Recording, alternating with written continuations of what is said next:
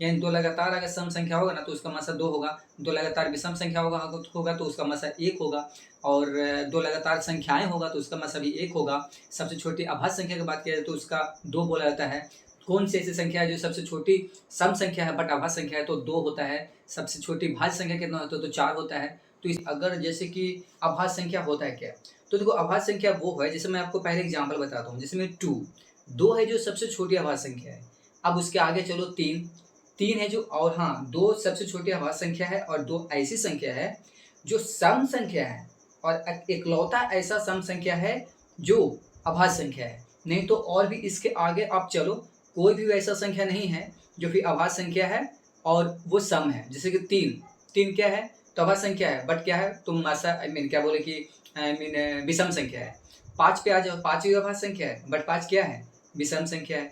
7 अभाज्य संख्या है बट 7 क्या है वो भी अभाज्य संख्या है, और मतलब विषम संख्या भी है। और 11 पे आ जाओ तो 11 कुछ ही है, तो 11 भी है ना कि 11 भी आप देख सकते हो कि क्या बोले कि विषम संख्या है तो अभाज्य संख्या है। 13 भी विषम संख्या है तो अभाज्य संख्या है। और कुछ बोले तो 13 तो फिर 17 भी क्या है तो अभाज्य संख्या है। तो इस प्रकार से जो भी अभाज्य संख्या होगा वो विषम संख्या होगा, बट ऐसा 2 है जो सम संख्या है और अभाज्य संख्या है। अब पूछा भी जाता है कि सबसे छोटी अभाज्य संख्या क्या है तो 2 हो गए, ये हो गया। अब अगर बात किया जाए कि बोले कि सबसे छोटी भाज्य संख्या कितनी होती है, तो कटने वाला कहाँ से चालू होता है। तो देखो 1 को नहीं कोई काट सकता है, ना ही 2 को कोई काट सकता है, ना ही 3 को कोई काट सकता है, बट 4 को कोई काट सकता है। ठीक है, 4 को क्योंकि 2 काट देगा। तो सबसे छोटी भाज्य संख्या की बात किया जाए तो 4 होता है। सबसे छोटी भाज्य संख्या कितना होता है तो 4 होता है। अब हम बात करते हैं कि अगर 2 लगातार संख्याएं हैं, ठीक है, तो उसका मसा क्या होगा। देखो ज़्यादातर के मसा से ही क्वेश्चन आता है, लसा से बहुत कम चांसेस होता है, बट मैं बता दूंगा पूरा जब ऑब्जेक्टिव कराऊंगा तो बस मैं इसका इंट्रोडक्शन दे रहा हूँ, बस आप यही समझ लो।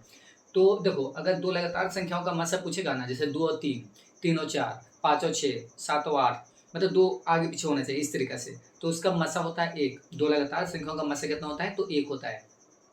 अब अगर 2 लगातार विषम संख्या आ जाए, जैसे कि मान के चलो कि एक 3 है एक 5 है, इसका मसा पूछ रहा है, तो 3 और 5 है और इसका 2 लगातार विषम संख्या हो गया, अब इसका बोल रहा है मसा। तो कभी भी विषम संख्या होगा, 2 लगातार विषम संख्या होगा, मसा ना हमेशा 1 होगा। हमेशा कितना होगा मसा उसका तो 1 होगा। तो 2 लगातार विषम संख्या का मसा कितना होता है तो 1 होता है।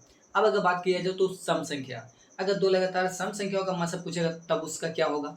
तो देखो 2 लगातार अगर सम संख्याओं का मसा पूछेगा तो 2 होगा। 2 लगातार सम संख्याओं का मसा पूछेगा तो 2 होगा। जैसे मान के चलो 2 और 4 भी तो दोनों कोई संख्या ही है। अगर 2 में 4 से भागा दो तो 2 से 12 में कट जाएगा, तो जो कटता है उसको ये साइड वाला उसका आंसर होता है, तो 2 उसका मसा हो जाएगा। अगर 4 और 6 से बात किया जाए तो 4 को लगाएंगे मतलब 6 से 6 में एक बार में तो 2 घट के आएगा, फिर 2 दूनी 4, फिर से 2 आ गया। यानी 2 लगातार अगर सम संख्या होगा ना तो उसका मसा 2 होगा। 2 लगातार विषम संख्या होगा तो उसका मसा 1 होगा, और 2 लगातार संख्याएं होगा तो उसका मसा भी 1 होगा। सबसे छोटी अभाज्य संख्या की बात किया जाए तो उसका 2 बोला जाता है। कौन सी ऐसी संख्या है जो सबसे छोटी सम संख्या है बट अभाज्य संख्या है तो 2 होता है। सबसे छोटी भाज्य संख्या कितना होता है तो 4 होता है। तो इस तरीके से इसमें क्वेश्चन होता है, और भी मैं इसके बारे में बताऊंगा। पूर्ण संख्या कहाँ से चालू होता है तो 0 से चालू होता है। प्रकृत संख्या कहाँ से चालू होता है तो 1 से चालू होता है। कुछ ऐसा ऐसा ही क्वेश्चन आएगा, परिमेय है या परिमेय नहीं है, जो भी है।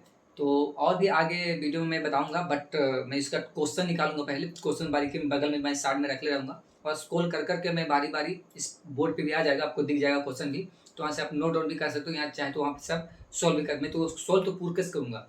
जो क्या बोलेंगे 2025 में जो एग्ज़ाम देने वाला है, ठीक है, नेक्स्ट ईयर जो भी है, तो अगर किसी बच्चे को अगर एकदम कम से पढ़ा ही नहीं है ना, बिल्कुल पढ़ा भी नहीं है, तो उसके लिए भी बहुत ज़्यादा मैं उस हिसाब से बताऊंगा कि उसको भी बहुत ज़्यादा अच्छा से समझ में आएगा। आगे फिर देखते हैं वीडियो में, फिर मिलेंगे। ठीक है, थैंक यू।